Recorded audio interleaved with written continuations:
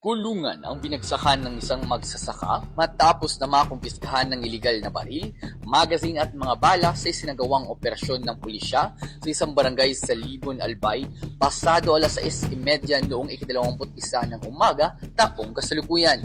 Sa ulat na tinanggap ni Albay Police Provincial Office Director Police Colonel Noel Donato Nunez, kinilala ang nadakip na si alias Bong, 42 anyos at residente ng naturang lugar.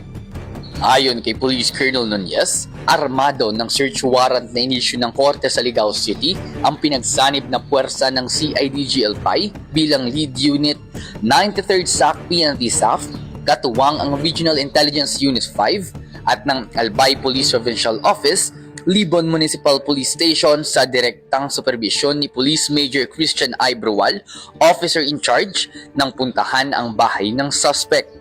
Habang isinasagawa ang paghahalughog, natagpuan sa bahay ng suspect ang isang kalibreng 45 baril, isang perasong steel magazine at 3 pang bala.